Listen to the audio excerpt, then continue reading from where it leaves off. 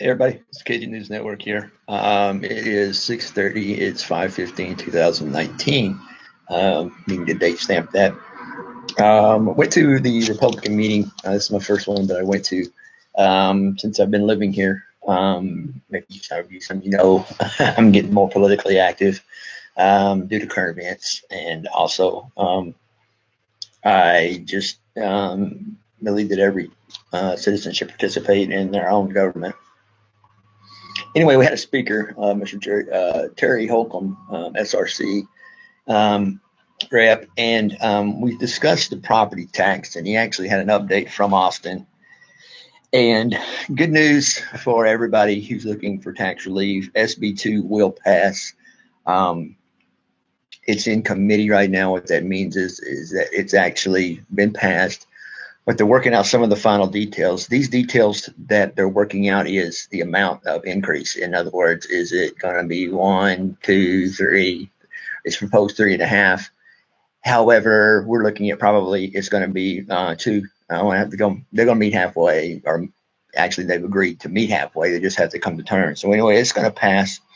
And if you guys don't know what this is, this actually will, if for a rollback taxes to 3.5%. Is the cap to where they can raise this without public approval. So in other words, if they're going to go above 3.5%, then they have to actually hold an election, a special election, to be able to raise your taxes above this amount. Now, we all come up with the 8% rule. Most everybody is up to 8%, or all cities and counties are up to 8%. And here's where this comes in.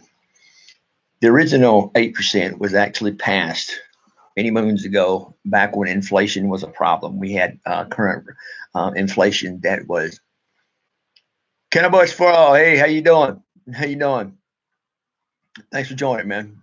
Please share and like if you like what I got to say.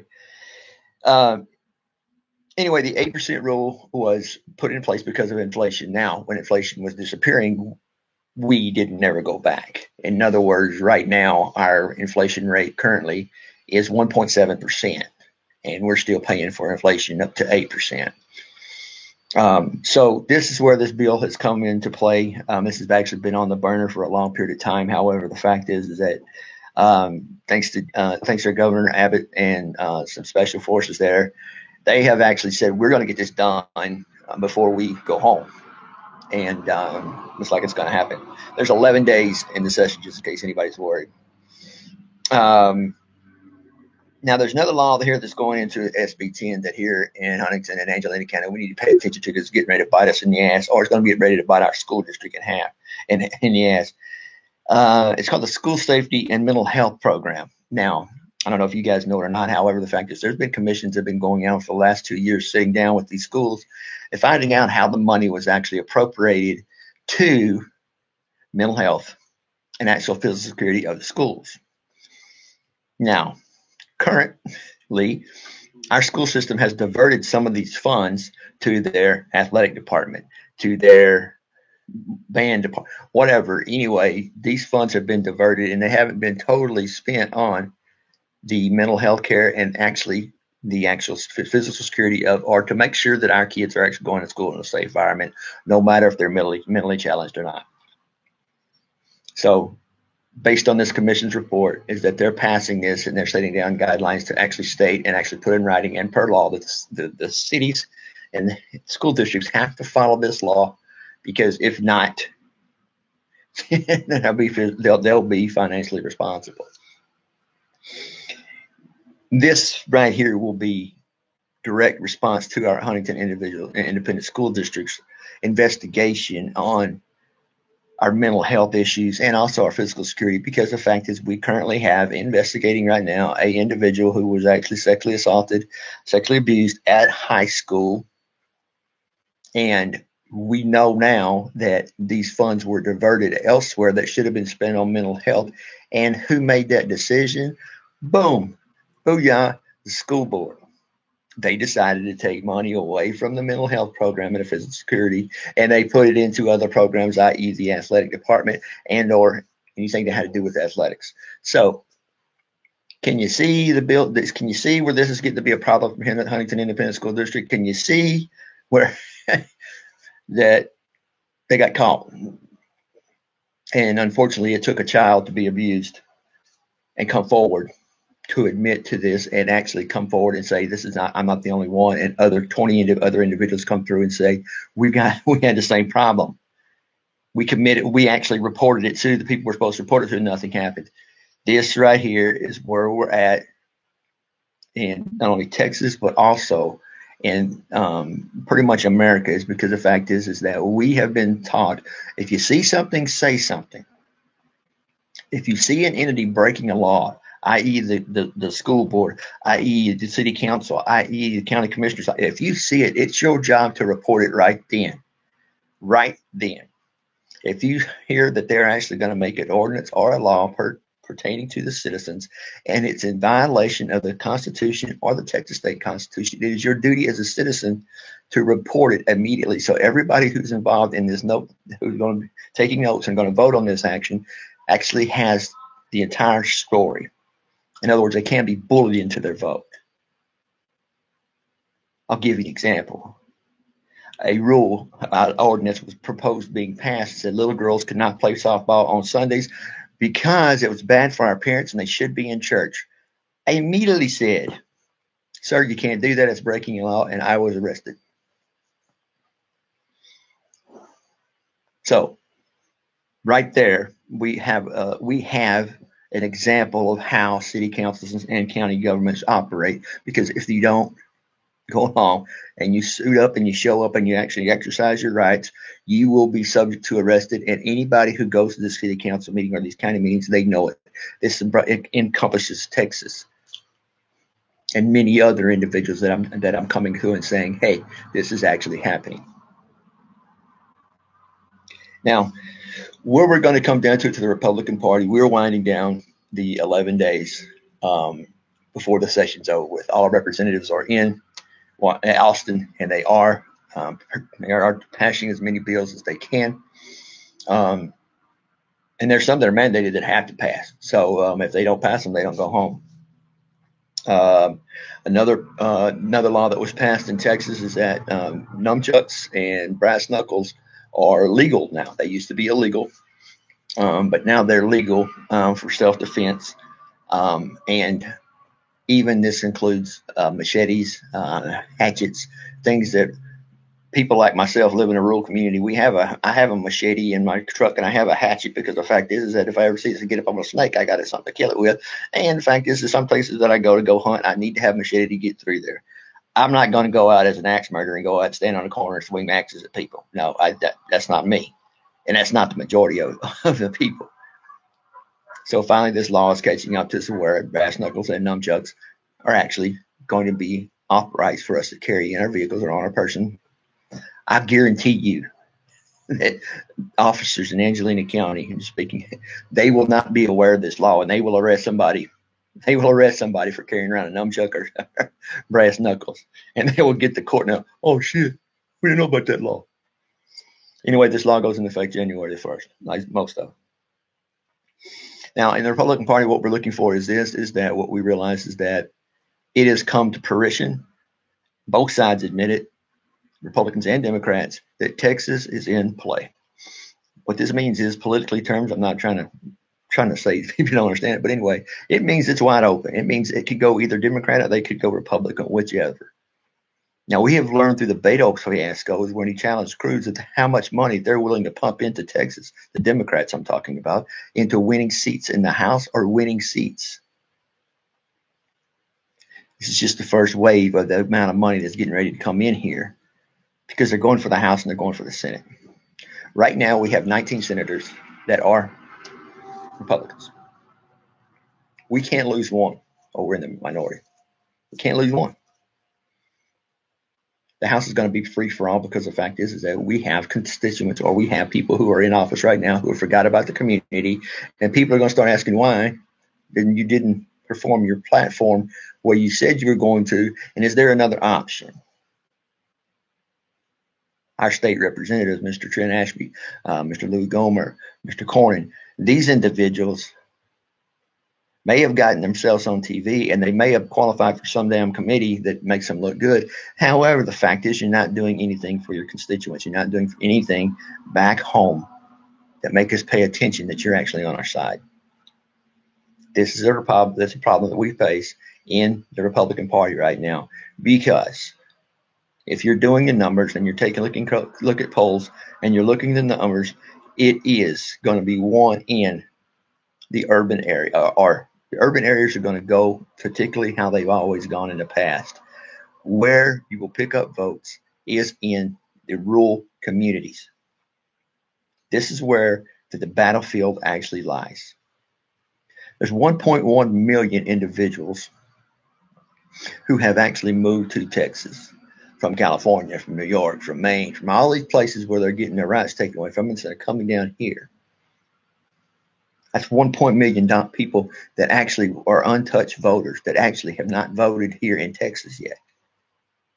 So the push would be to get these people registered to vote. The truth would be the next thing would be actually get the candidates in front of these individuals so they can actually make up their own determination. However, we have a problem in rural Texas because we have determined that there are flyover cities, there's flyover counties, Angelina County being one of them.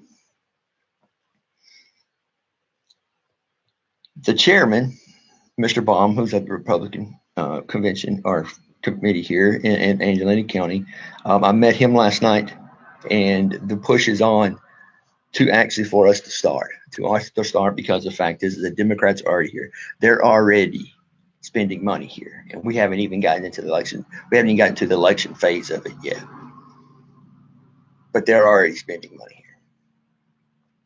So basically, we're behind the 8 ball. Now, here in Southeast Texas, it really doesn't run by party lines here. We have the good old boy network in place. I knew so-and-so, he knew so-and-so, he knew so-and-so, and he knew so-and-so. Doesn't matter if you're Republican, Democrat, who you knew, how you knew them, how you know them.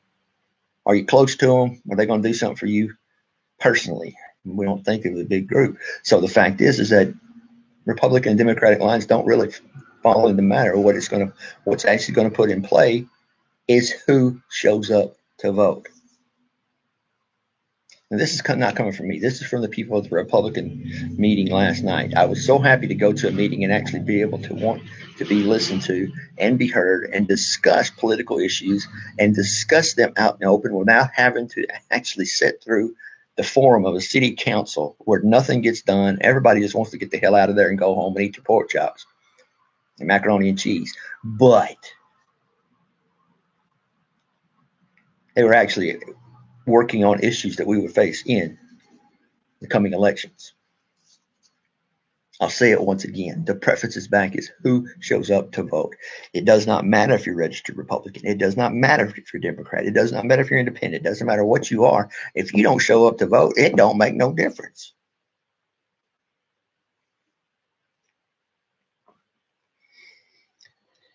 So at the end of this, I got a chance to talk to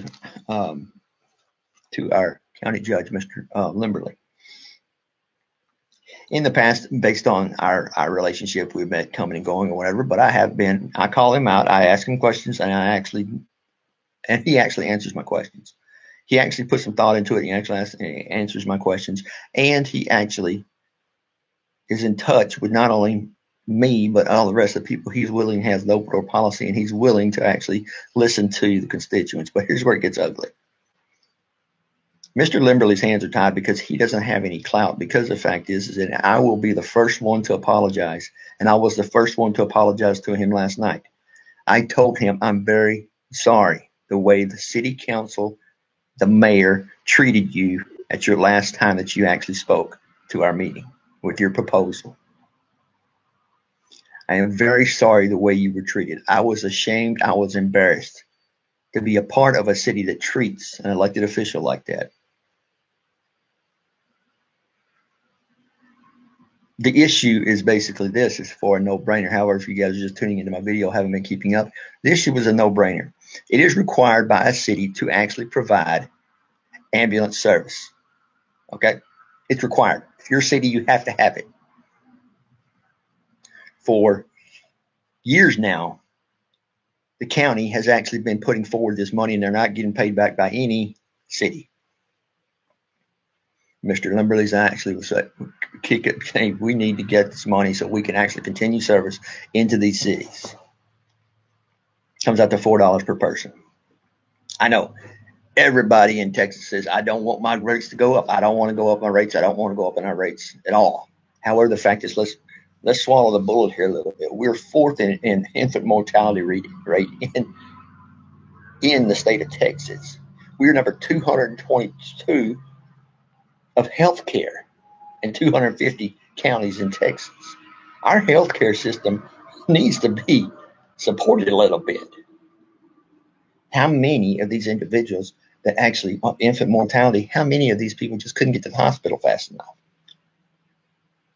How many of these people have actually died waiting on an ambulance?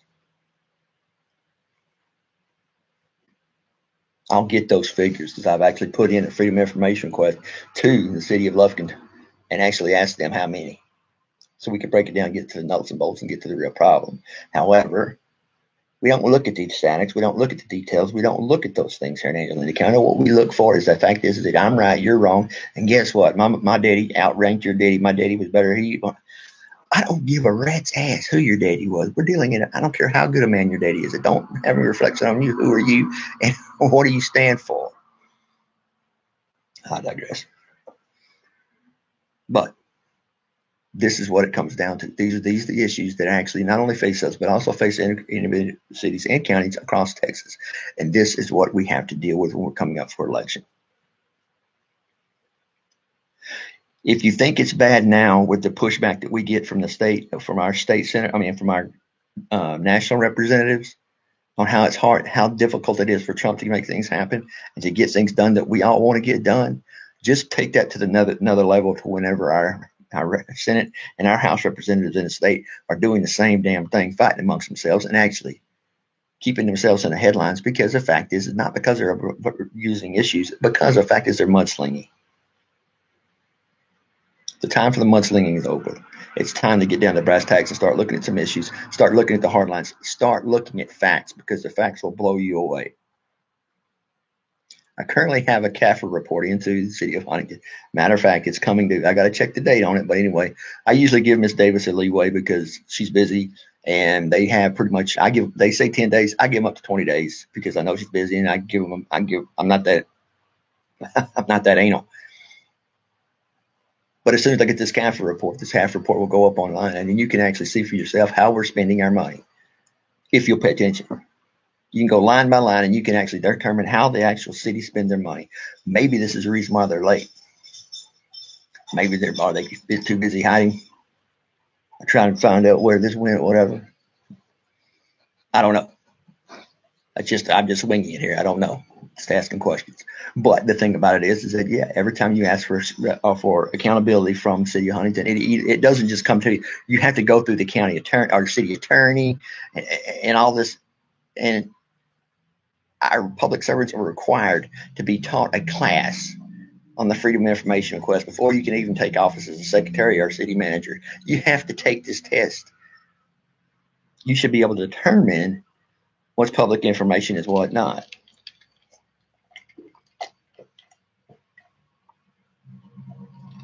We have a problem doing so in Texas and in Angelina County. Now, we already know that our city government of Huntington, City of Huntington, will not release a CAFR report on the EDC. We already know that our EDC has not held a session, not even met until 2018 sometime, at the end of 2018. Meanwhile, the money that is coming out of your tax dollars in sales tax that's going to keep the EDC running is not going to the EDC. It's going directly into the general fund.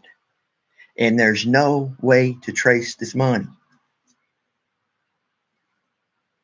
The EDC has a responsibility to actually promote growth, to actually benefit and actually ask these businessmen what you need. Let's do a campaign for ad campaign. Let's hold these events. Let's hold something that we can actually get people to and put ourselves on the map.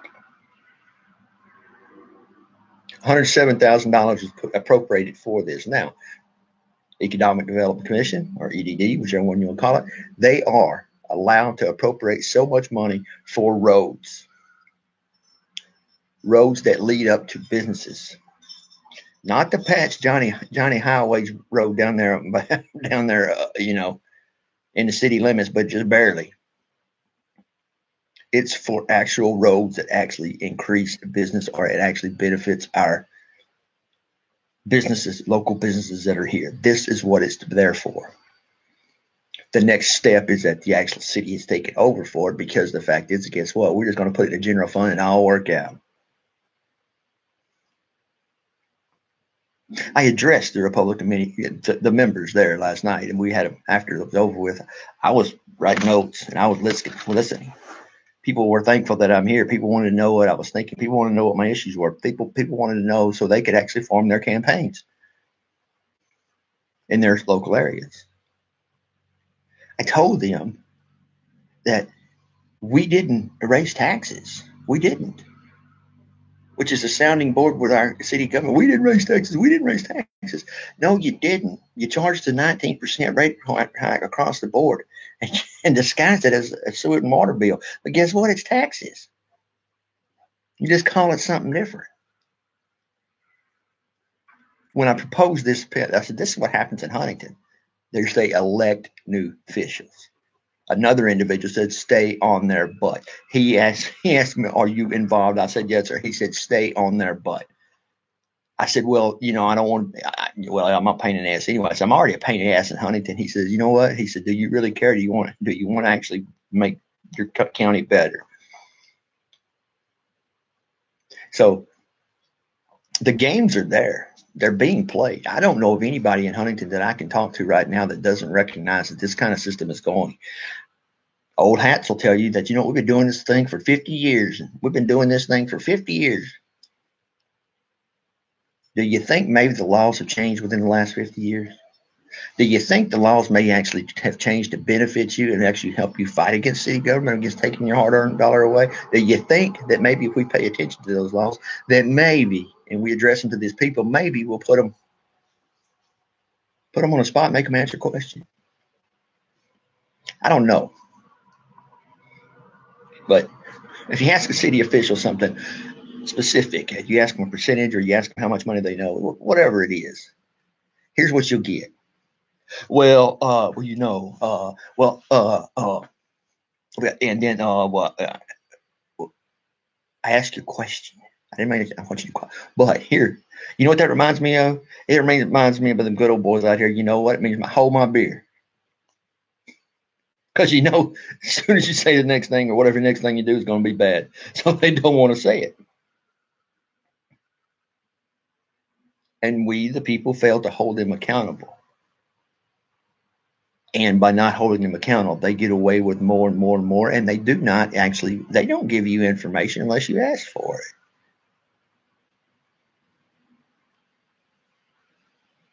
Now, we're probably going to have a better than average turnout than we did our last election. How we couldn't get no worse. I mentioned it to the Republican people last night, and I said, we only had about maybe 15% who voted for registered voters. No, oh my God.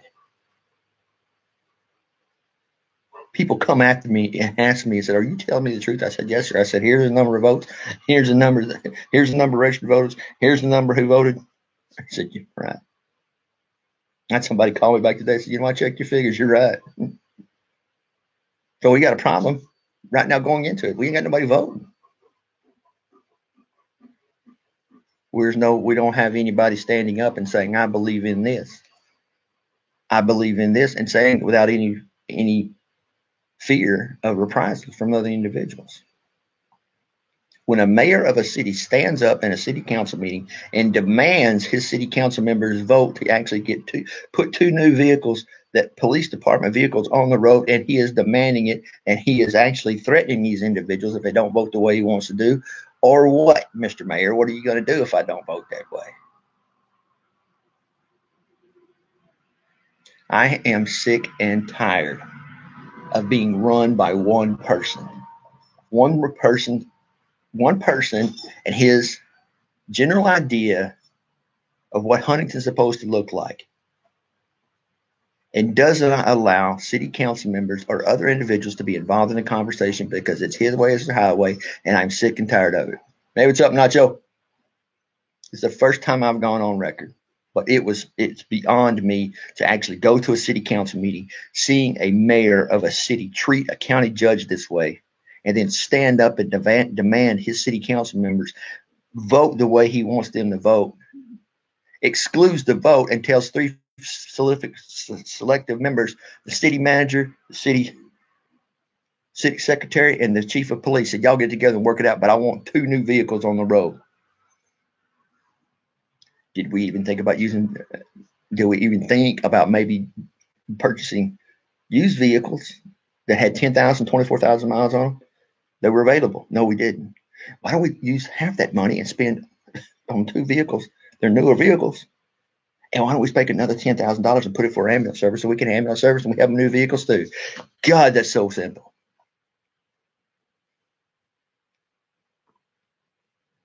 But what do we get? We get somebody saying, hey, we just got $80,000 from Encore, and guess what?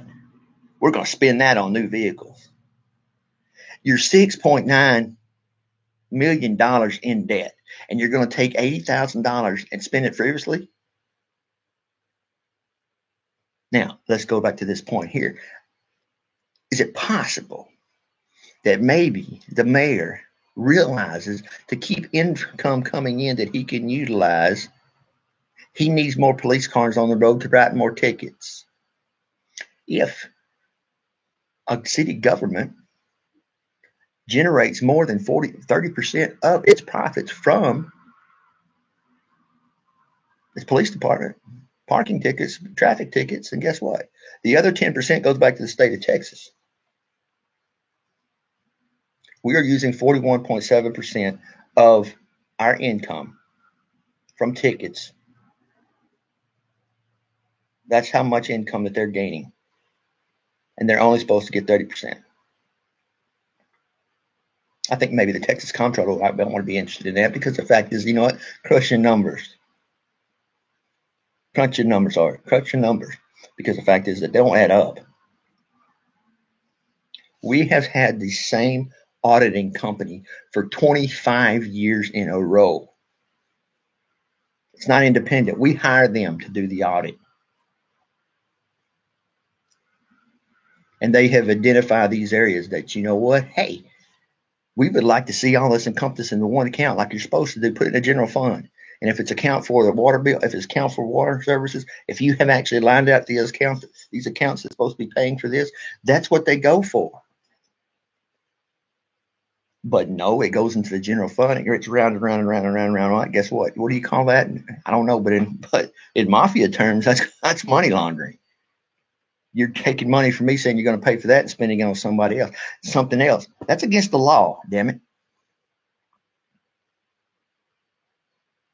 So in other words, you're appropriating, telling me on your budget we need to make $2.2 million, and so by 420 and 20 is over with, but you don't have an account to actually for us to see how this account's going up and down. You don't give us the opportunity to look at the information, because the fact is, why? It's not there.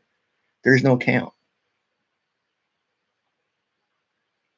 It is not transparent, and the system is set up this way because the fact is that they want to keep you in the dark. They do not want to get out this information. They do not want you to know, because 2 and 2 will come up to 4, and they're getting 3, and you will be like, oh, something's up.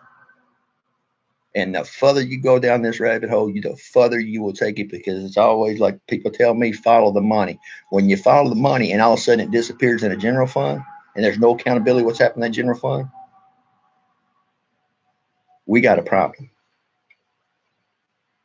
Not only does the county have a problem, but the state has a problem, because now this county is affecting the gross profits of a state.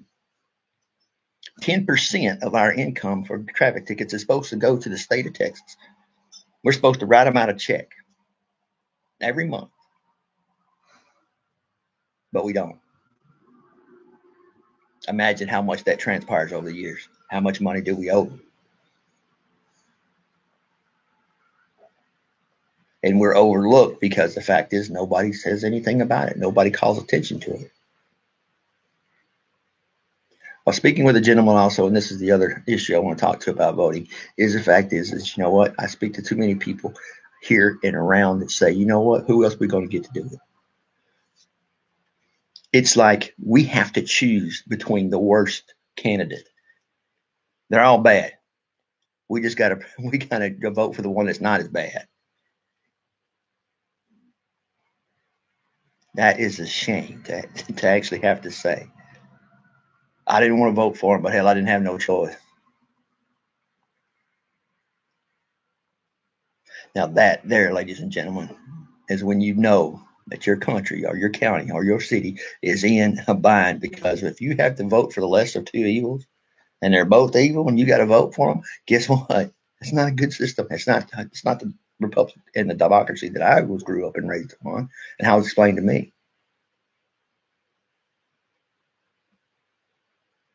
But I will reiterate my statement. We will never get away from these illegal practices unless we do one thing: stand up and question them on it. Number two, we got to get rid of Mayor Harrison. We got to get him out of there where he has no say-so into our government whatsoever, because there's a difference between governing and ruling is an anarchy, and it cannot stand in the United States of America, and especially not in Texas. Your cojones is not that big. One day somebody's going to stand up to you and prove you wrong, and you're going to walk off with your hat in your hand. And just by threatening them, as he has done so, who said, well, if you don't leave out here, I'm going to revert back to my old ways and you're not going to leave this room. Oh, yeah, how you going to do that shit? But this is allowed. This is allowed. It's like he's the senile person at the table. You don't pay attention to him, but he's the mayor. He's calling all the shots and he's doing all those things, but don't pay attention to him. Don't pay attention to the to the things he says it's illegal. Don't say we're really not doing that. Well, I personally had to go and apologize to the judge Limberly. I did it because the fact is that, you know what? I felt so ashamed to have this individual representing me, and for him to treat a judge like this, a sitting judge. I could not believe I just witnessed this, and I felt so sorry for this individual who had to actually attend this meeting and go through that and perceive that our government is actually doing this, and it's actually doing it in front of people.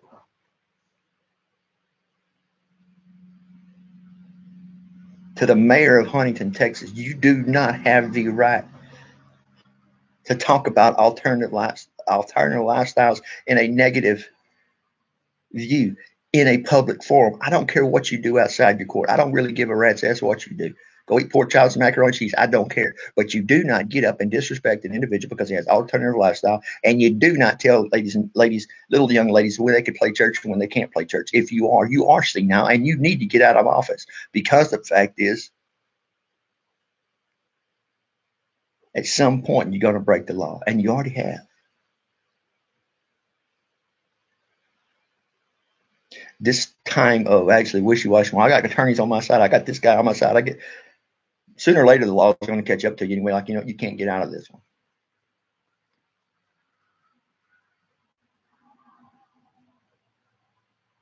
I want to believe that I can actually believe in a city. I can believe in a town. I want to be actually where people can discuss issues, where people don't have to worry about people talking behind our back, or the fact of the matter is backstabbing. I mean, people are going to talk behind each other's back, but people just personally want to go out and backstab somebody.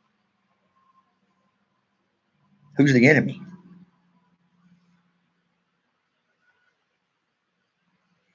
But to allow this mayor to get away with this, which is repugnant at his repugnant disregard for the people he serves and the total disregard for his ethics and professionalism. It would be in everyone's best interest to recall him. But we won't. But we won't. Because we feel like somebody else is going to take the position that, you know what, that could be worse. Well, discrimination and actually confrontating your actual individuals who voted for you, didn't vote for you, but actually confrontation that you have provided to this individual just because he doesn't see it your way and you're threatening him, you don't need to be in office. There's a nursing home down there. You need to go stay in that nursing home and start ordering the other people, the older people around on the walkers. But you don't need to be in city government. You don't. You are incapable of governing because you cannot understand that the way you did things 50, 60 years ago, they're changing. Huntington's a retirement community. Great. Guess what? People are going to die off. And this is what we're going to leave to our people that actually come here in Huntington? I think not. Meanwhile, to end up, we still don't have a current investigation. We have no standpoint. We have no comment from our district attorney or our county attorney on the actual case going on to Huntington ISD. When are we going to start getting around to that, start asking questions about that? I don't know. If you guys are interested, go to the Angelina County Republican Party. You look it up in your search, and you can actually go to the Republican Party. Republic of Texas. Republic of Texas email, and you can actually send it to Senate, or you just go to Republic of Texas. They got all the contacts for the CRC for all those people. Just go to Republic of Texas, Republican Party, and hopefully you can start making some phone calls and get involved. Because it doesn't matter if you're a Democrat or you're Republican. The next election that we actually go through is actually going to affect us and our decisions. It's going to come from rural America, and it's going to come from, and our participation in it's going to be less than 20%. I don't know about you. I'd like to be able to say one time in my life I made a difference. I made a difference. Thank you guys, and you have a good evening. I will keep you guys updated on the actual convention and what we're going on. If you guys have any questions about what laws being passed, I can look it up, and I can tell you. I'm telling you, if you try to look it up, man, it's like, damn. So it's a chore, but you got to be able to go look for the actual bills that are on the floor, which ones are actually being voted, and which ones have been killed. That is a chore within itself. So if you need any help, just let me know. I'm not going to look about it, and I'm going to talk about you. I won't even mention your name. Anybody's a member of my group, I don't mention your name. I know about that because the fact is, everybody, well, I don't hear it from me. You didn't hear it from me.